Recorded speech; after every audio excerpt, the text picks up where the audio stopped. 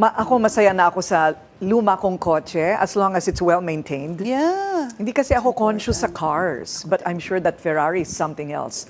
At pag binigyan ako ng ganyan libre, hindi ko syempre tatanggihan. Akala ko sabihin mo, syempre hindi ko tatanggapin. Ay, hindi ko mo pala- tatanggihan. Tapos ibebenta ko. Ayun, and then tama. donate it to charity. Ay, very good. Oo. Pero Oo. marami kasi din talaga mahilig sa luxury cars. Yes. No harm, di ba? And there's no problem more with and that. more of them in Congress. Ay! Ay, ko. Yes, go to the parking lot of Congress. That's what they said. Itago naman. Ha? Itago naman. Aba, kung sa marangal naman na paraan niya nabili, bakit itatago? Pero nasa, di ba, you should live a modest life pag ikay isang public official.